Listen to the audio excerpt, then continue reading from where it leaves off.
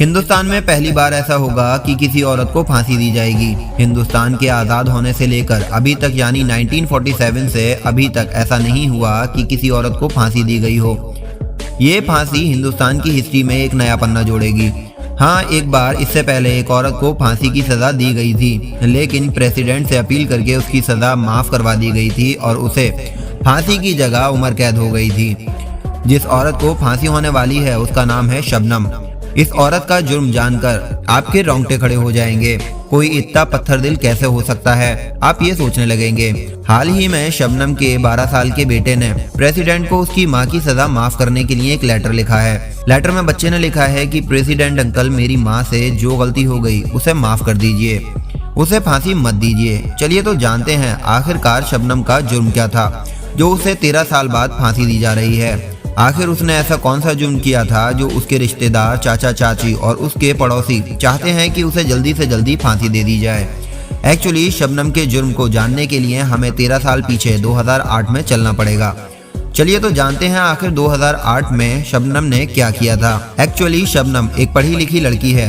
उसने double MA किया था और अपने घर के पास ही एक स्कूल में टीचर थी। वहीं उसका अफेयर उसके साथ पढ़ाने वाले एक टीचर से हो गया।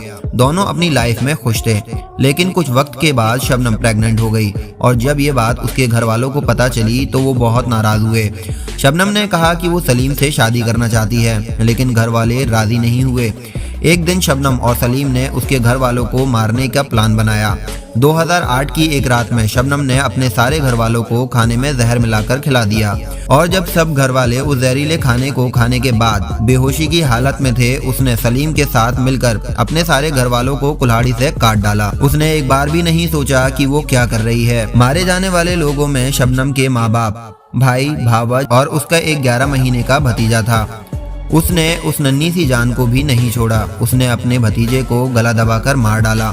दूसरे दिन उसने पुलिस के सामने एक मनगढ़ंत कहानी बनाई और सभी लोगों का भरोसा जीत लिया। लेकिन जब पुलिस ने सख्ती से पूछा तब उसने अपना गुनाह कबूल किया और बताया कि उसके घर वाले उसकी शादी सलीम से करवाने के खिलाफ थे। साथ ही जब उससे पूछा गया कि उसने अपने 11 महीने के भतीजे को क्यों मारा तो उसने बताया कि वो सारी जायदाद पर अपना हक चाहती थी, इसीलिए उसने अपने छोटे से भतीजे को भी मार डाला। शबनम को फांसी मथुरा की एक जेल में दी जानी है, जहाँ पर औरतों के लिए एक फांसी घर है, लेकिन वो कभी इस्तेमाल नहीं हुआ क्योंकि आज तक हिंदुस्तान में किसी औरत को फांसी नहीं दी गई है। फांसी घर की हालत बहुत खराब है, जिसको जेल के अधिकारी सही करने में जुटे हुए हैं। कभी भी शबनम के फांसी के ऑर्डर आ सकते हैं। शबनम को जिस वक्त सजा हुई थी उस वक्त वो प्रेग्नेंट थी। उसने जेल में एक बच्चे को जन्म दिया था जिसको इस वक्त एक रिपोर्टर परिवार पाल रहा है। इस बेरहम औरत को माफी मिलनी चाहिए या नहीं?